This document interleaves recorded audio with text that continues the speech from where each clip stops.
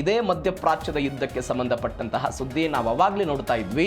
Iran ಮೇಲೆ ದಾಳಿ ಆದರೆ ಇರಾನ್ನವರು ಮಧ್ಯಪ್ರಾಚ್ಯದ ಬೇರೆ ಬೇರೆ ದೇಶಗಳನ್ನು ಟಾರ್ಗೆಟ್ ಮಾಡ್ಕೊಂಡು ದಾಳಿ ಮಾಡ್ತಾರೆ. ಯಾಕೆ ಟಾರ್ಗೆಟ್ ಮಾಡ್ತಾರೆ ಅನ್ನುವಂತಹ ಡೀಟೇಲ್ಸ್ಗೂ ಕೂಡ ಬರ್ತೀನಿ ನಾನು. ನೀವು ನೋಡಿ, ಅಬ್ಬಾಸ್ ಬಂದರ್ ಮೇಲೆ ದಾಳಿ ಆಡಿದಾಗ ಕುವೈತ್ನ ಮೇಲೆ ದಾಳಿ ಮಾಡಿದ್ರು. ಕುವೈತನ್ನು ಬಳಸಿಕೊಂಡು ಅಮೆರಿಕ ಈ ಬಂದರುಗಳ ಮೇಲೆ ದಾಳಿ ಮಾಡುವ ಪ್ರಯತ್ನವನ್ನು ಮಾಡಿತು. ಇದೀಗ ಇರಾನ್ ಅನೇಕ ಬಾರಿ ನಾನು ಉಲ್ಲೇಖ ಮಾಡಿದಾಗ ಇರಾನ್ನ ಸ್ಪೀಕರ್ ಅವರಾಗಿರ್ಬೋದು, ಬೇರೆ ಬೇರೆ ನಾಯಕರು ಏನು ಹೇಳಿಕೆ ಕೊಟ್ಟಿದ್ರು, ಇರಾನ್ ವಿರುದ್ಧ ಅಮೆರಿಕ ಯುದ್ಧವನ್ನು ಮಾಡೋದಕ್ಕೆ, ದಾಳಿಯನ್ನು ಮಾಡೋದಕ್ಕೆ ಯಾವುದಾದ್ರೂ ಒಂದು ದೇಶ ತನ್ನ ನೆಲವನ್ನು ಬಳಕೆ ಮಾಡೋದಕ್ಕೆ ಅವಕಾಶವನ್ನು ಮಾಡಿಕೊಟ್ರೆ ಅದನ್ನು ನಾವು ಅಮೆರಿಕಕ್ಕಿಂತಲೂ ಕೂಡ ಜಾಗವನ್ನು ಕೊಟ್ಟಿರುವಂತಹ ದೇಶದ ಮೇಲೆ ನಾವು ದಾಳಿ ಮಾಡ್ತೀವಿ ಅಂತ ಇದೇ ಇರಾನ್ ಅವರು ಹೇಳಿದ್ದನ್ನು ನೋಡಿದ್ದೀವಿ. ಯಾವ ಕಾರಣಕ್ಕಾಗಿ ಹೇಳಿದ್ರು? ಮಧ್ಯಪ್ರಾಚ್ಯದ ದೇಶಗಳು ಅಮೆರಿಕದ ಮಿತ್ರತ್ವವನ್ನು ಹೊಂದಿದೆ ಅನ್ನೋ ಕಾರಣಕ್ಕಾಗಿ. ಈ ಮಧ್ಯಪ್ರಾಚ್ಯದ ಆರ್ಥಿಕತೆಯ ಬೆನ್ನೆಲುಬನ್ನು ಮುರಿಬೇಕು ಅಂತ ಇರಾನ್ ಅವರು ಏನು ಮಾಡಿದ್ರು? ಹಾರ್ಮುಜ್ ಜಲಸಂಧಿಯನ್ನು ಬಂದ್ ಮಾಡಿದ್ರು. ಹೀಗಾಗಿ ಸೌದಿ ಸೇರಿದಂತೆ ಬೇರೆ ಬೇರೆ ದೇಶಗಳೆಲ್ಲ ಏನೆಲ್ಲ ಕ್ರಮಗಳನ್ನು ತೆಗೆದುಕೊಳ್ಳುವ ಪ್ರಯತ್ನವನ್ನು ಮಾಡಿದ್ರು ಅನ್ನೋ ನಾವೆಲ್ಲ ನೋಡಿದ್ದೀವಿ. ಇದೀಗ ಈ ಹೆಲಿಕಾಪ್ಟರ್ ಪತನದ ನಂತರ ಒನ್ಸ್ ಅಗೇನ್ ಇದೇ ಇರಾನ್ ದಾಳಿಯನ್ನು ಮಾಡಿದೆ. ಎಲ್ಲೆಲ್ಲಿ ದಾಳಿ ಆಯಿತು? ಏನು ಪರಿಣಾಮ? ಅಮೆರಿಕದ ಸೇನಾ ನೆಲೆಗಳು ಮಧ್ಯಪ್ರಾಚ್ಯದಲ್ಲಿ ಹೆಂಗೆ ಬಂತು? ಮಧ್ಯಪ್ರಾಚ್ಯದಲ್ಲಿ ಅಮೆರಿಕ ಸೇನಾ ನೆಲೆಗಳಿರೋದಕ್ಕೆ ಇರಾನ್ಗೆ ಯಾಕೆ ಆತಂಕ? ಡೀಟೇಲ್ಸ್ ನೋಡ್ತಾ ಹೋಗೋಣ. 3 ರಾಷ್ಟ್ರಗಳ ಅಮೆರಿಕ ನೆಲೆ ಮೇಲೆ ಇರಾನ್ ಅಟ್ಯಾಕ್ ಮಾಡಿದೆ. ಬಹರೇನ್, ಕುವೈತ್ ಮತ್ತು ಜೋರ್ಡಾನ್ನಲ್ಲಿರುವಂತಹ ಅಮೆರಿಕ ನೆಲೆಗಳ ಮೇಲೆ ಇರಾನ್ ಅವರು ದಾಳಿ ಮಾಡಿದ್ರು. ಅಮೆರಿಕ ನೆಲೆಯನ್ನು ಗುರಿಯಾಗಿಸಿ ಬ್ಯಾಲಿಸ್ಟಿಕ್ ಕ್ಷಿಪಣಿಗಳೆಲ್ಲ ಮತ್ತು ಡ್ರೋನ್ಗಳೆಲ್ಲ ಹಾರಿ ಬಂತು. ಬಹರೇನ್ನಲ್ಲಿರುವಂತಹ ಅಮೆರಿಕದ 5ನೇ ನೌಕಾಪಡೆಯ ಮೇಲೆ ಭೀಕರ ಡ್ರೋನ್ ಅಟ್ಯಾಕ್ ಆಯಿತು. ಅಕ್ಸಿಯಸ್ ಸುದ್ದಿ ಸಂಸ್ಥೆ ವರದಿಯಿಂದ ಒಂದು ಮಹಾ ಸಂಘರ್ಷದ ಸುಳಿವೆಲ್ಲ ಸಿಕ್ತು. ಬಹರೇನ್ ಮೇಲೆ ಅಮೆರಿಕದ 5ನೇ ನೌಕಾಪಡೆ ನೆಲೆ ಇದೆ, ಅಲ್ಲಿ ದಾಳಿ ಆಯಿತು. ಕುವೈತ್ನ ಅಲಿ ಅಲ್ ಸಾಲೆಮ್ ಎನ್ನುವಂಥ ಒಂದು ವಾಯು ನೆಲೆ ಇದೆ, ಅಲ್ಲಿ ದಾಳಿ ಆಯಿತು. ಜೋರ್ಡಾನ್ನ ಅಲ್ ಅಬ್ರಾಕ್ ಮಿಲಿಟರಿ ನೆಲೆ ಅದು, ಅಲ್ಲಿಯೂ ಕೂಡ ದಾಳಿ ಆಯಿತು. ಬಹರೇನ್ ಮೇಲೆ ಇವರೇನು ಮಾಡಿದರು ಅಂತ ಹೇಳಿದ್ರೆ ಒಂದು ಡ್ರೋನ್ ದಾಳಿ ಮಾಡಿದರು. ಯಾರು? ಇದೇ ಇರಾನ್ನವರು. ಬಹರೇನ್ನ ರಾಜಧಾನಿ ಮನಾಮದಲ್ಲಿ ಒಂದು ಸ್ಫೋಟದ ಶಬ್ದ ಎಲ್ಲ ಕೇಳಿಸ್ತು. ಇನ್ನು ಕುವೈತ್ನ ಮೇಲೆ ಡ್ರೋನ್ ಮತ್ತು ಕ್ಷಿಪಣಿ ದಾಳಿಗಳನ್ನು ಇರಾನ್ ಅವರು ನಡೆಸಿದ್ರು. ಭೀತಿಯ ಮುನ್ಸೂಚನೆ ಸಿಕ್ತು. ಈ ದಾಳಿಯಿಂದ ಪಾರಾಗೋದಕ್ಕೆ ಕುವೈತ್ ಅಕ್ಷರಶಃ ಹೆಣಗಾಡಿ ಹೋಗ್ಬಿಡ್ತು ಅಂತ ಸುದ್ದಿಗಳು ಬರ್ತಾ ಇದೆ. ಯಾಕಂದರೆ ಆ ಪರಿಪ್ರಮಾಣದಲ್ಲಿ ದಾಳಿಯನ್ನು ಕುವೈತ್ನವರು ಇರಾನ್ನಿಂದ ಎದುರಿಸಿದ್ದಾರೆ. ಮತ್ತೊಂದು ಕಡೆ ಜೋರ್ಡಾನ್ ಮೇಲೆ F-35 ಯುದ್ಧ ವಿಮಾನವನ್ನು ಹೊಂದಿರುವಂತಹ ಅಲ್ ಅಜ್ರಾಕ್ ವಾಯು ನೆಲೆ ಇದು. ಅಮೆರಿಕದ F-35 ಯುದ್ಧ ವಿಮಾನಗಳು ಈ ಪ್ರದೇಶದಲ್ಲಿದೆ. ಈ ಪ್ರದೇಶದಲ್ಲಿ ಪಾರ್ಕಿಂಗ್ ಆಗುತ್ತೆ. ಹೀಗಾಗಿ ಈ ಕೇಂದ್ರವನ್ನು ಗುರಿಯಾಗಿಸಿಕೊಂಡು ಅವರು ಬ್ಯಾಲಿಸ್ಟಿಕ್ ಕ್ಷಿಪಣಿಗಳನ್ನು ಉಡಾವಣೆ ಮಾಡಿದ್ದಾರೆ. ಈ ಬ್ಯಾಲಿಸ್ಟಿಕ್ ಕ್ಷಿಪಣಿಗಳ ಪೈಕಿ 5 ಕ್ಷಿಪಣಿಯನ್ನು ಜೋರ್ಡಾನ್ ಹೊಡೆದುರುಳಿಸಿರೋದು ಅಂದರೆ 3 ಪ್ರದೇಶಗಳ ಮೇಲೆ, ಹೆಚ್ಚು ಕಡಿಮೆ 3 ಪ್ರದೇಶಗಳ ಮೇಲೆ ಇರಾನ್ನವರು ಗುರಿಯನ್ನು ಇಟ್ಟುಕೊಂಡು ದಾಳಿ ಮಾಡಿ ಅವರಿಗೆ ನಾವು ಹಾನಿ ಮಾಡಿದರೆ ಆ ಹಾನಿಯ ಮುಖಾಂತರ ಅಮೆರಿಕಕ್ಕೆ ಒತ್ತಡ ಬರುತ್ತೆ. ಅಮೆರಿಕದ ಒತ್ತಡಕ್ಕೆ ಬಂದ ನಂತರ ನಮ್ಮ ಮೇಲಿನ ದಾಳಿ ಕಡಿಮೆ ಆಗಬಹುದು ಎನ್ನುವಂಥ ಆಶಾಭಾವನೆ ಇರಾನ್ಗೆ ಇರುವಂಥದ್ದು. ಮತ್ತೊಂದು ಕಡೆ ಜೋರ್ಡಾನ್ನಲ್ಲಿ ಅಮೆರಿಕ ನೆಲೆ ಧ್ವಂಸವಾಗಿದೆ. ಜೋರ್ಡಾನ್ನಲ್ಲಿರುವಂತಹ ನೆಲೆ ಧ್ವಂಸ ಆಗಿರೋದು. ಜೋರ್ಡಾನ್ನಲ್ಲಿರುವಂತಹ ಅಮೆರಿಕ ನೆಲೆಯ 4 ಪ್ರಮುಖ ಪಾಯಿಂಟ್ಗಳ ಮೇಲೆ ಇರಾನ್ ಅವರು ದಾಳಿ ಮಾಡಿದ್ರು. ಇರಾನ್ ಕ್ಷಿಪಣಿ ದಾಳಿಗೆ ಜೋರ್ಡಾನ್ನಲ್ಲಿ ಅಮೆರಿಕ ಮಿಲಿಟರಿ ಆಸ್ತಿಗೆ ಭಾರಿ ಹಾನಿಯಾಗಿದೆ. ಯುದ್ಧದ ಸೈರನ್ಗಳೆಲ್ಲ ಮೊಳಗ್ತು, ಜನಸಾಮಾನ್ಯರೆಲ್ಲ ನಡಗಿದ್ರು. ದಾಳಿಗೆ ಬೆನ್ನಲ್ಲೇ ಕುವೈತ್ ಸೇನೆ ಎಲ್ಲ ಎಚ್ಚೆತ್ತುಕೊಳ್ತು. ವಾಯು ರಕ್ಷಣಾ ವ್ಯವಸ್ಥೆಯಿಂದೆಲ್ಲ ಪ್ರತಿರೋಧ ತೋರುವಂತಹ ಪ್ರಯತ್ನವನ್ನು ಮಾಡಿದ್ದಾರೆ. ಪ್ರತಿರೋಧ ಅಲ್ ಅಬ್ರಾಕ್ ವಾಯು ನೆಲೆಯ 4 ಪ್ರಮುಖ ಪಾಯಿಂಟ್ಗಳ ಮೇಲೆಲ್ಲ ದಾಳಿ ಮಾಡಿದರು. ಯಾವ್ಯಾವುದು 4 ಪಾಯಿಂಟು? F-35 ಯುದ್ಧ ವಿಮಾನ ಹ್ಯಾಂಗರ್ ಇರುವಂತಹ ಒಂದು ಪ್ರದೇಶ ಇದು. ಅಲ್ ಅಜ್ರಾಕ್ ಬೇಸ್ ಅಮೆರಿಕದ F-35 ಸ್ಟೆಲ್ತ್ ಯುದ್ಧ ವಿಮಾನಗಳನ್ನು ಹೊಂದಿರುವಂತಹ ತಾಣ ಇದು. ಇಲ್ಲಿ ದಾಳಿ ಮಾಡಿದರೆ ಅಮೆರಿಕಕ್ಕೆ ಹಾನಿ ಆಗುತ್ತೆ ಅನ್ನುವಂತಹ ಒಂದು ಭಾವನೆಯಿಂದ ಇರಾನ್ ಅವರು ದಾಳಿ ಮಾಡಿದರು. ಎರಡನೇದು military command and control centre ಒಂದಿದೆ ಅಲ್ಲಿ. ಇಡೀ ಈ ಒಟ್ಟಾರೆ ವಾಯುನೆಲೆಯ ಕಾರ್ಯಾಚರಣೆ ಏನಾಗುತ್ತೆ ಮತ್ತು ನಿಯಂತ್ರಣಗಳಾಗುತ್ತೆ, ಈ ಯುದ್ಧದ ಬಗ್ಗೆ ನಿರ್ಧಾರಗಳನ್ನು ತೆಗೆದುಕೊಳ್ಳುವಂತಹ ಒಂದು ಮುಖ್ಯ ಕಮಾಂಡ್ ಕೇಂದ್ರ ಇದು. ಇದನ್ನು ಕೂಡ ಇರಾನ್ ಅವರು 2ನೇ ಭಾಗವಾಗಿ ಗುರಿ ಮಾಡಿದರು. 4ರ ಪೈಕಿ 2 ಆಯಿತು. 3ನೇದು ವಾಯು ರಕ್ಷಣಾ ಮತ್ತು ರೆಡಾರ್ ವ್ಯವಸ್ಥೆಗಳ ಮೇಲೆ ಕ್ಷಿಪಣಿ ಡ್ರೋನ್ ದಾಳಿಗಳನ್ನು ಪತ್ತೆ ಹಚ್ಚುವಂತಹ ಅಮೆರಿಕದ ಅತ್ಯಾಧುನಿಕ ಈ ಬೇಸ್ಗಳಿತ್ತಲ್ಲ, ಈ ಬೇಸ್ಗಳ ಮೇಲೆಯೂ ಕೂಡ ದಾಳಿ ಮಾಡಿದ್ರು. ನಾವು ಹಿಂದೆ ಇದೇ DNA ಒಂದು ಸುದ್ದಿ ನೋಡಿದ್ವಿ. ಕುವೈತ್ ಈಜಿಪ್ಟ್ ಸೇರಿದಂತೆ ಬೇರೆ ಬೇರೆ ಕಡೆಗಳಲ್ಲಿ ಅಮೆರಿಕದ ತಾಡ್ ವ್ಯವಸ್ಥೆ ಇತ್ತು. ಆ ತಾಡ್ ವ್ಯವಸ್ಥೆಯನ್ನು ಕೂಡ ಬಗ್ಗು ಬಡಿಬೇಕು ಅನ್ನೋ ಕಾರಣಕ್ಕಾಗಿ ಇರಾನ್ ಅವರು ದಾಳಿ ಮಾಡಿದ್ರು, ಹಾನಿಯನ್ನು ಕೂಡ ಮಾಡಿದ್ರು. ಅಂಥದ್ದೇ ಪ್ರಯತ್ನವನ್ನು ಇದೀಗ ಇರಾನ್ ಈ ನೆಲೆಗಳ ಮೇಲೆ ಮಾಡಿದೆ. ಕೊನೆಯದಾಗಿ 4ರ ಪೈಕಿ ಇಂಧನ ಮತ್ತು ಶಸ್ತ್ರಾಸ್ತ್ರಗಳ ಈ ಮಿಶ್ರಣಗಳು ಏನಾಗ್ತವೆ, ಉಗ್ರಾಣಗಳೇನಿತ್ತಲ್ಲ ಆ ಉಗ್ರಾಣಗಳ ಮೇಲೆ ದಾಳಿ ಮಾಡಿದ್ರು. ಇದರ ಉದ್ದೇಶ ಏನು? ಅಮೆರಿಕದ ಪಡೆಗಳಿಗೆ ತೈಲವನ್ನು ತುಂಬಿಸುವಂತಹ ಪ್ರದೇಶ ಇರುತ್ತಲ್ಲ, ಅಲ್ಲಿ ದಾಳಿ ಮಾಡಿದರೆ ತೈಲದ ಕೊರತೆ ಉಂಟಾಗಬಹುದು. ಆ ಮುಖಾಂತರ ಯುದ್ಧದ ಈ ಭೀಕರತೆ ಕಡಿಮೆ ಆಗುತ್ತೆ ಅನ್ನುವ ಕಾರಣಕ್ಕಾಗಿ ಇದೀಗ ಈ 4 ಗುರಿಗಳನ್ನು ಇಟ್ಕೊಂಡು ಇರಾನ್ನವರು ದಾಳಿ ಮಾಡಿದರು.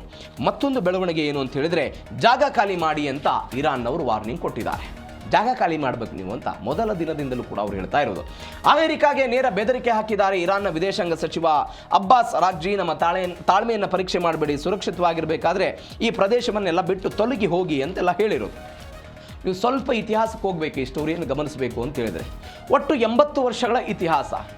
ಈ 80 ವರ್ಷಗಳ ಸರಿಸುಮಾರದಲ್ಲಿ ಹೆಂಗೆ ಅಮೆರಿಕ ಸೇನೆ ಮಧ್ಯಪ್ರಾಚ್ಯದಲ್ಲಿ ನೆಲೆ ಊರ್ತು, ಯಾಕೆ ಇರಾನ್ ಇದನ್ನು ವಿರೋಧ ಮಾಡುತ್ತೆ ಅಂತ ಸ್ವಲ್ಪ 1945ರಲ್ಲಿ ಕ್ವಿನ್ ಮೇರಿ ಒಪ್ಪಂದ ಆಗುತ್ತೆ. ಯಾರ್ಯಾರ ನಡುವೆ? ಸೌದಿ ಅರೇಬಿಯಾದ ರಾಜ ಮತ್ತು ಅಮೆರಿಕದ ಅಧ್ಯಕ್ಷರ ನಡುವೆ ಇದೊಂದು ಒಪ್ಪಂದ ಆಯಿತು. ಏನಿದು ಒಪ್ಪಂದ?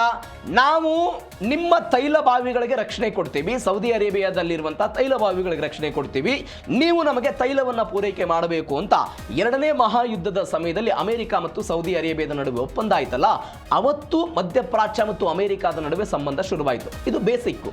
2ನೇ ಬೆಳವಣಿಗೆ ಏನಾಯಿತು ಅಂತ ಹೇಳಿದ್ರೆ, 1950ರಿಂದ 1980ರ ತನಕ ಶೀತಲ ಸಮರ ಏನು ನಡೀತಲ್ಲ, ಶೀತಲ ಸಮರದಲ್ಲಿ ಸೋವಿಯತ್ ರಷ್ಯಾ ಮತ್ತು ಅಮೆರಿಕದ ನಡುವೆ ಈ ಸಮಯದಲ್ಲಿ ಏನು ಮಾಡ್ತು ಅಂತ ಹೇಳಿದ್ರೆ, ಈ ಶೀತಲ ಸಮರದಲ್ಲಿ ಅಮೆರಿಕ ಮಧ್ಯಪ್ರಾಚ್ಯದ ಎಲ್ಲ ದೇಶಗಳಿಗೆ ಆರ್ಥಿಕವಾಗಿ ಸಹಾಯ ಮಾಡ್ತು, ಶಸ್ತ್ರಾಸ್ತ್ರಗಳ ಸಹಾಯ ಮಾಡ್ತು. ಆ ಮುಖಾಂತರ ರಷ್ಯಾವನ್ನು ಬಗ್ಗು ಬಡಿಬೇಕು ಅನ್ನುವಂಥ ಉದ್ದೇಶ. ಅಲ್ಲಿ ಮತ್ತಷ್ಟು ಸಂಬಂಧ ಗಟ್ಟಿಯಾಯಿತು. ಮತ್ತೊಂದು ಬೆಳವಣಿಗೆ ಆಯಿತು 1990ರಲ್ಲಿ. ಒಂದು ಟರ್ನಿಂಗ್ ಪಾಯಿಂಟ್ ಇದು ಅಮೆರಿಕಕ್ಕೆ. ಹೆಂಗೆ ಅಂತ ಹೇಳಿದರೆ, ಸದ್ದಾಂ ಹುಸೇನ್ ಕುವೈತ್ ಮೇಲೆ ದಾಳಿ ಮಾಡಿದ.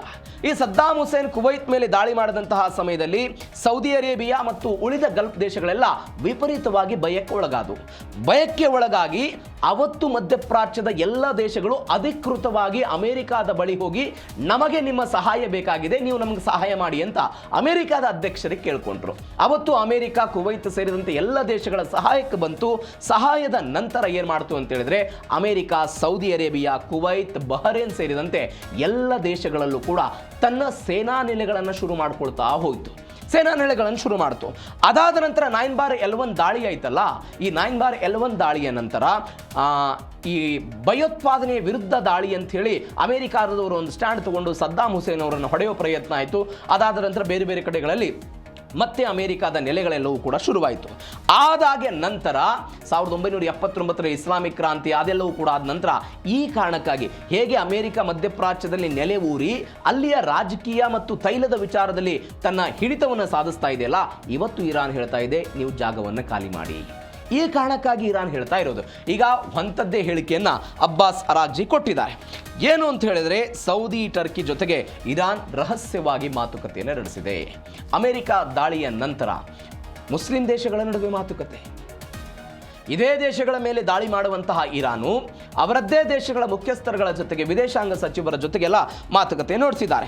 ಅರಬ್ ರಾಷ್ಟ್ರಗಳ ಬೆಂಬಲ ಬೇಕು ಅಂತೆಲ್ಲ ಅವರು ಮನವಿಯನ್ನು ಮಾಡಿರೋದು. ಏನೇನು ಹೇಳಿದರು? ಇರಾನ್ ಜಾಗತಿಕ ಮತ್ತು ಪ್ರಾದೇಶಿಕ ಬೆಂಬಲವನ್ನು ಕ್ರೋಢೀಕರಿಸುವಂತಹ ಪ್ರಯತ್ನದ ಭಾಗವಾಗಿ ಇಂಥದ್ದೊಂದು ಚರ್ಚೆ ಮಾಡಿದ್ದಾರೆ ಅಂತ ಇರಾನ್ನ ವಿದೇಶಾಂಗ ಸಚಿವ ಅಬ್ಬಾಸ್ ಅರಾಗ್ಜಿ, ಸೌದಿ ವಿದೇಶಾಂಗ ಸಚಿವ ಪ್ರಿನ್ಸ್ ಫೈಸಲ್ ಬಿನ್ ಅಂತ ಮತ್ತು ಟರ್ಕಿ ವಿದೇಶಾಂಗ ಸಚಿವ ಹಾಕನ್ ಫಿದಾನ್ ಜೊತೆಗೆಲ್ಲ ಮಾತುಕತೆ ನಡೆಸಿದರು. ಏನಾಯಿತು ಮಾತುಕತೆಯ ಸಮಯದಲ್ಲಿ? ಅಮೆರಿಕದ ದಾಳಿಗೆ ಅಬ್ಬಾಸ್ ಅರಾಗ್ಜಿ ಖಂಡನೆ ವ್ಯಕ್ತಪಡಿಸಿದ್ರಂತೆ. ನೋಡಿ, ನಮ್ಮ ಮೇಲೆ ಅವರ ಅಪಾಚಿ ಹೆಲಿಕಾಪ್ಟರ್ ಪತನ ಆಗಿದ್ದಕ್ಕೆ ನಮ್ಮ ಮೇಲೆ ಏಕಾಏಕಿಯಾಗಿ ದಾಳಿ ಮಾಡಿದ್ದಾರೆ, ಇದು ಅಕ್ಷಮ್ಯ ಅಪರಾಧ ಅಂತಲೂ ಹೇಳಿದ್ರಂತೆ. ಮತ್ತೊಂದು ಕಡೆ ಅವರು ಅಂತಾರಾಷ್ಟ್ರೀಯ ಕಾನೂನು ನಿಯಮಗಳನ್ನು ಮೀರಿ ಅಮೆರಿಕ ಇರಾನ್ ಮೇಲೆ ದಾಳಿ ಮಾಡ್ತಿದೆ ಅಂತ ಅಬ್ಬಾಸ್ ಅರಾಗ್ಜಿ ಹೇಳಿದರು. ಆವಾಗ ಈ ಎರಡೂ ದೇಶಗಳ ಸೌದಿ ಮತ್ತು ಟರ್ಕಿ ದೇಶಗಳ ವಿದೇಶಾಂಗ ಸಚಿವರು ಹೇಳಿದ್ರಂತೆ, ಇಲ್ಲ, ಇರಾನ್ಗೆ ತನ್ನ ಮೇಲೆ ಆಗುವಂತಹ ದಾಳಿಯನ್ನು ತನ್ನ ಜನರನ್ನು ರಕ್ಷಣೆ ಮಾಡುವಂತಹ ಹಕ್ಕಿದೆ, ಹೀಗಾಗಿ ಅವರು ಆ ರಕ್ಷಣೆಯನ್ನು ಮಾಡಬಹುದು, ದಾಳಿಯನ್ನು ಎದುರಿಸಬಹುದು ಮತ್ತು ರಕ್ಷಣೆಯನ್ನು ಮಾಡಿಕೊಳ್ಬಹುದು ಅನ್ನುವಂಥ ಮಾತುಗಳನ್ನು ಅವರು ಹೇಳಿದ್ರಂತೆ. ಅದಾದ ನಂತರ ಏನಾಯಿತು? ಬಹರೇನ್, ಕುವೈತ್ ಮತ್ತು ಜೋರ್ಡಾನ್ ಮೇಲೆ ದಾಳಿ ಆಯ್ತಲ್ಲ, ಇದು ಪ್ರತೀಕಾರದ ಮತ್ತು ಆತ್ಮರಕ್ಷಣೆಯ ಕ್ರಮ. ಇದು ನಾವು ಸುಖಾಸುಮ್ಮನೆ ದಾಳಿ ಮಾಡಿಲ್ಲ ಮಧ್ಯಪ್ರಾಚ್ಯದ ಬೇರೆ ಬೇರೆ ದೇಶಗಳ ಮೇಲೆ, ನಮ್ಮ ಆತ್ಮರಕ್ಷಣೆ ಮತ್ತು ಪ್ರತೀಕಾರದ ಭಾಗವಾಗಿ ಇಂಥದ್ದೊಂದು ದಾಳಿ ಮಾಡಿದ್ದೀವಿ ಅಂತ ಅವ್ರು ಹೇಳಿದ್ರಂತೆ. ಇದೇ ಸಮಯದಲ್ಲಿ ಆ ಉಭಯ ದೇಶಗಳ ನಾಯಕರು ಹೇಳಿದಂತೆ, ಇಲ್ಲ, ತೈಲದ ವಿಚಾರದಲ್ಲಿ ಸಿಕ್ಕಾಪಟ್ಟೆ ನಮಗೆ ಸಮಸ್ಯೆ ಆಗ್ತಾ ಇದೆ, ಏನಾದರೂ ಮಾಡಿ ಇದನ್ನು ಬಗೆಹರಿಸಿಕೊಳ್ಳಿ ಅಂತ ಆ ದೇಶಗಳು ಹೇಳಿದ್ದಾರೆ ಅಂತ. ಈ ಮುಖಾಂತರ ಒಂದು ಸಂದೇಶವನ್ನು ಇರಾನ್ ಕೊಡ್ತಾ ಇದೆ. ಒಂದು ಶಿಯಾ ಪ್ರಾಬಲ್ಯ ಮುಸ್ಲಿಮು ಹೊಂದಿರುವಂತಹ ಇದೇ ಇರಾನ್ ಅವರು ಸುನ್ನಿ ದೇಶದ ಬೇರೆ ಬೇರೆ ದೇಶಗಳನ್ನು ಪ್ರಾದೇಶಿಕವಾಗಿ ಒಗ್ಗಟ್ಟು ಪ್ರದರ್ಶನ ಮಾಡೋದಕ್ಕೆ ಇದೀಗ ಮುಂದಾಗ್ತಾ ಇದ್ದಾರೆ. ಆ ಮುಖಾಂತರ ಈ ಮಾತುಕತೆ ಫಲಪ್ರದವಾಗಿದೆ ಅಂತ ಸದ್ಯಕ್ಕೆ ಬರ್ತಾ ಇರುವಂತಹ ಡೀಟೇಲ್ಸು. ಹಾಗಾದರೆ ಯುದ್ಧವೇ ಕೊನೆಯ ಅಸ್ತ್ರವಾಯಿತಾ? ಅಪಾಚೆ ಹೆಲಿಕಾಪ್ಟರ್ ಪತನ ಆಯಿತು, ದಾಳಿ ಪ್ರತಿ ದಾಳಿ ಆಯಿತು. ಹಾಗಾದರೆ ಇದ್ದವೇ ಪ್ರತಿಕಾರದ ಅಸ್ತ್ರವಾಯಿತಾ? Apache ಹೊರಡುಗೊಳಿಸಿದಂತಹ ಸೇಡಿಗೆ America ಪ್ರತಿಕಾರ ತೀರಿಸಿಕೊಳ್ತು. ಇದಕ್ಕೆ ಇರಾನ್ ಅಟ್ಯಾಕ್ ಮಾಡಿದೆ. ಎರಡೂ ದೇಶಗಳ ಅಹಂಕಾರದ ಈ ಹೋರಾಟದಲ್ಲಿ ಶಾಂತಿ ಮಾತುಕತೆಗಳೆಲ್ಲ ವಿಫಲ ಆಗ್ತಾ ಇರೋದನ್ನು ನಾವು ನೋಡ್ತಾ ಇದ್ದೀವಿ. ಶತ್ರು ಸೇನೆಗೆ ನಾವು ತಕ್ಕ ಪಾಠ ಕೊಡ್ತೀವಿ, ಸುಮ್ಮನೆ ಬಿಡಲ್ಲ ಅಂತ ಇರಾನ್ ಹೇಳ್ಕೊಂಡಿದೆ. IRGC ಹೇಳ್ತಾ ಇದೆ, ಅಮೆರಿಕ ಭಯೋತ್ಪಾದಕ ಮಿಲಿಟರಿ ಪಡೆ ಹೆಲಿಕಾಪ್ಟರ್ ಪತನದ ಸುಳ್ಳು ನೆಪವನ್ನು ಇಟ್ಕೊಂಡು ದಾಳಿ ನಡೆಸಿದೆ, ಹೀಗಾಗಿ ನಾವು ತಕ್ಕ ಶಾಸ್ತಿಯನ್ನು ಕೊಟ್ಟಿದ್ದೀವಿ ಅಂತ IRGC ಹೇಳ್ತು. ಅಬ್ಬಾಸ್ ಅರಾಗ್ಜಿ ಹೇಳಿದ್ರು, ದೃಢತೆ ಪರೀಕ್ಷೆಗೆ ಏನಾದರೂ ಮುಂದಾದರೆ ನಾವು ಯಾವುದೇ ಬೆದರಿಕೆಗೆಲ್ಲ ಹೆದರಲ್ಲ, ಸುರಕ್ಷಿತವಾಗಿರೋದಕ್ಕೆ ನಾವೆಲ್ಲ ಮಧ್ಯಪ್ರಾಚ್ಯವನ್ನ ಇವೆಲ್ಲ ಬಿಟ್ಟು ಹೋಗಬೇಕು ಅಂತ ಅವರೆಲ್ಲ ಹೇಳಿದರು. ಒಟ್ಟಾರೆ ಏನಾಗಿದೆ ಅಂತ ಹೇಳಿದ್ರೆ 21 ಮಿಲಿಟರಿ ನೆಲೆಗಳ ಮೇಲೆ ಆಸ್ತಿ, ಇರಾನ್ನ ಆಸ್ತಿಗಳೆಲ್ಲ ಗುರಿಯಾಗಿ ಹಾರ್ಮುಜ್ ಜಲಸಂಧಿ ಬೇರೆ ಬೇರೆ ಕಡೆಗಳೆಲ್ಲ ನಾಶ ಆಗಿದೆ. ಇಲ್ಲಿ ಕಟ್ಟ ಕಡೆಯದಾಗಿ ಕಾಡ್ತಾ ಇರುವಂತಹ ಪ್ರಶ್ನೆ ಏನಂತ ಹೇಳಿದ್ರೆ, ಒಂದು ಕಡೆ ಮಾತುಕತೆಯ ಬಗ್ಗೆ ಡೊನಾಲ್ಡ್ ಟ್ರಂಪ್ ಹೇಳ್ತಾರೆ, ಇರಾನ್ನವರು ಅದನ್ನು ಅಲ್ಲಗಳೆಯುವಂತಹ ಮಾತುಗಳನ್ನು ಹೇಳ್ತಾರೆ. ಮತ್ತೊಂದು ಕಡೆ ಪಾಕಿಸ್ತಾನ ಎಂಟ್ರಿ ಆಗುತ್ತೆ, ಕುವೈತ್ನ ದೋಹಾದಲ್ಲಿ ಮಾತುಕತೆಗಳಾಗ್ತಾ ಇದೆ. ಈ ಮಾತುಕತೆಗೆ ನಡುವೆಯೂ ಕೂಡ ಹಾರ್ಮುಜ್ ಜಲಸಂಧಿಯಲ್ಲಿ ಮೇಲಿಂದ ಮೇಲೆ ವಾರದಲ್ಲಿ 3-4 ಅಟ್ಯಾಕ್ಗಳನ್ನು ಆಗ್ತಾ ಇರೋದನ್ನು ನೋಡ್ತಾ ಇದ್ದೀವಿ. ಇಂತಹ ಪರಿಸ್ಥಿತಿಯಲ್ಲಿ ಅಮೆರಿಕದ ಇತಿಹಾಸವನ್ನು ನೋಡಿದರೆ ಬೇರೆ ಬೇರೆ ದೇಶಗಳ ವಿಚಾರದಲ್ಲೂ ಕೂಡ ಹಾಗೆ ಆಗಿದೆ. ನಾವು ಮಾತುಕತೆ ಅನ್ನುವಂಥ ಹೇಳುವ ಪ್ರಯತ್ನವನ್ನು ಅಮೆರಿಕ ಮಾಡುತ್ತೆ. ಒನ್ಸ್ ಅಗೇನ್ ದಾಳಿ ಅಥವಾ ಏನಾದರೂ ಹೆಚ್ಚು ಕಡಿಮೆ ಆದರೆ ಪ್ರತೀಕಾರದ ಭಾಗವಾಗಿ ಅಮೆರಿಕ ಹೋಗ್ತಾ ಇದೆ. ಅಂಥದ್ದೇ ಬೆಳವಣಿಗೆ ಆಗ್ತಾ ಇದೆ. ಇದು ಮತ್ತೊಂದು ಮಹಾಯುದ್ಧಕ್ಕೆ ನಾಂದಿ ಹಾಡುತ್ತಾ ಕಾದು ನೋಡಬೇಕಾಗಿದೆ. ಕೊನೆಯದಾಗಿ ಈ ವಿಚಾರದಲ್ಲಿ ಏನು ಅಂತ ಹೇಳಿದರೆ, ಮತ್ತೊಂದು ಬೆಳವಣಿಗೆ ಆಗಿರೋದು ಅಪಾಚೆ ಪತನದ ಅಸಲಿ ರಹಸ್ಯ ಬಯಲಾಗಿದೆ. ಈಗ H-64 ಎನ್ನುವಂಥ ಅಪಾಚೆ ಹೆಲಿಕಾಪ್ಟರ್ ಪತನ ಆಯಿತು. ಇದಕ್ಕೆ ಕಾರಣ ಏನು? ಡೊನಾಲ್ಡ್ ಟ್ರಂಪ್ ಹೇಳ್ತಿದ್ದಾರೆ, ಇರಾನ್ನವರು ಮಾಡಿರೋದು, ಇರಾನ್ ಏಕಾಏಕಿಯಾಗಿ ಡಿಕ್ಕಿ ಹೊಡೆಸಿರೋದು ಅಂತ. ಇದೀಗ ಒಂದು ಅಸಲಿ ತನಿಖೆಯನ್ನು ಅವರೆಲ್ಲ ಮಾಡಿದ್ರಂತೆ ಅಮೆರಿಕಾದವರು. ಇದೀಗ ಡ್ರೋನ್ ಡಿಕ್ಕಿ ಹೊಡೆದಿದ್ದೆ ಪತನಕ್ಕೆ ಕಾರಣ ಅಂತೆಲ್ಲ ತನಿಖೆಯ ಸಮಯದಲ್ಲೆಲ್ಲ ಬಹಿರಂಗ ಆಗಿದೆ ಅಂತ. ಸೈಡಿಗೆ ಇರಾನ್ನ ಸಿರಿಕ್ನಲ್ಲಿರುವಂಥ ನೀರಿನ ಟ್ಯಾಂಕು, ಟೆಲಿಕಾಂ ಟವರನ್ನು US-ನವರೆಲ್ಲ ಉಡಾಯಿಸಿದ್ದನ್ನು ನಾವು ನೋಡಿದ್ದೀವಿ. ಅದೇ ಕಾರಣಕ್ಕಾಗಿ ಅವ್ರಿಗೊಂದು ಆಕ್ರೋಶ ಇದೆ. ಈ ಅಪಾಚೆ ಹೆಲಿಕಾಪ್ಟರ್ ಪತನ ಆಯಿತು, ಇದಕ್ಕೆ ಶಾಹೇದ್ ಡ್ರೋನ್ ಡಿಕ್ಕಿ ಹೊಡೆದಿದೆ ಅಂತ ಸದ್ಯಕ್ಕೆ ಬರ್ತಾ ಇರುವಂಥ ಡೀಟೇಲ್ಸ್. ನಾನು ಅವಾಗಲೇ ಹೇಳ್ತಾ ಇದ್ದಾಗೆ ಹಾರ್ಮುಜ್ ಜಲಸಂಧಿಯ ಆಕಾಶದ ಭಾಗದಲ್ಲಿ ಇವುಗಳೆಲ್ಲ ಹಾರಾಟ ಆಗ್ತಾ ಇತ್ತು. ಈ ಹಾರಾಟದ ಸಮಯದಲ್ಲಿ ಒಂದು ಡಿಕ್ಕಿ ಆಗಿದೆ ಅಂತ. ಈ ಅಪಾಚೆ ಹೆಲಿಕಾಪ್ಟರ್ಗೆ ಆಗ ಶಾಹೇದ್ ಡ್ರೋನ್ ಡಿಕ್ಕಿ ಆಯಿತು, ಹೆಲಿಕಾಪ್ಟರ್ ನಿಯಂತ್ರಣ ತಪ್ಪಿ ಒಮನ್ ಸಮುದ್ರದಕ್ಕೆಲ್ಲ ಬಿತ್ತು ಅಂತ. ಮತ್ತೊಂದು ಏನು ಬೆಳವಣಿಗೆ ಅಂತ ಹೇಳಿದ್ರೆ, ಈ ವಾಯು ಪ್ರದೇಶ ಇದೆಯಲ್ಲ ಅತ್ಯಂತ ದಟ್ಟಣೆ ಇರುವಂತಹ ಪ್ರದೇಶ ಅಂತೆ. ಈ ಅತ್ಯಂತ ದಟ್ಟಣೆ ಇರುವಂತಹ ಪ್ರದೇಶದಲ್ಲಿ ಇರಾನ್ನವರು ಅಮೆರಿಕಕ್ಕೆ ಪೆಟ್ಟು ಕೊಡಬೇಕು ಅನ್ನುವ ಕಾರಣಕ್ಕಾಗಿ ಸುಮ್ಮನೆ ಉದ್ದೇಶಪೂರ್ವಕವಾಗಿ ಇಂಥದ್ದೊಂದು ಅಟ್ಯಾಕರ್ ಮಾಡಿದ್ದಾರೆ, ಡಿಕ್ಕಿ ಹೊಡೆದಿದೆ ಎನ್ನುವಂತಹ ಬೆಳವಣಿಗೆಗಳನ್ನು ಅವರು ಹೇಳ್ತಾ ಇರೋದು. ಈಗ ನೋಡಿ, ಅಮೆರಿಕ ಹಿಂದೇನು ಕೂಡ ದ್ವಂದ್ವ ರೀತಿಯಾದಂಥ ಹೇಳಿಕೆಗಳನ್ನು ಕೊಟ್ಟಿತ್ತು. F-15 ಯುದ್ಧ ವಿಮಾನ ಆದಾಗ ಒಂದು ಬಾರಿ ಇರಾನ್ ಅವರು ಹೊಡೆದಿಲ್ಲ ಅಂತ ಹೇಳಿದ್ರು, ತಾಂತ್ರಿಕ ಅನ್ನುವ ಕಾರಣಕ್ಕೆ ಹೇಳಿದ್ರು. ಅದಾದ ನಂತರ ಪೈಲಟ್ಗಳನ್ನು ರಕ್ಷಣೆ ಮಾಡಿದ ನಂತರ ಇಲ್ಲ, ಇರಾನ್ ದಾಳಿಗೆ ಆಯಿತು ಅನ್ನೋದನ್ನು ಕೂಡ ಹೇಳಿದ್ರು. ಇದೀಗ ಒನ್ಸ್ ಅಗೇನ್ ಅಮೆರಿಕ ಹೇಳ್ತಾ ಇದೆ, ಇರಾನ್ ಉದ್ದೇಶಪೂರ್ವಕವಾಗಿ ಇಂಥದ್ದೊಂದು ಡಿಕ್ಕಿಯನ್ನು ಅಪಾಚೆ ಹೆಲಿಕಾಪ್ಟರ್ಗೆ ಹೊಡೆಸಿದೆ ಅಂತ.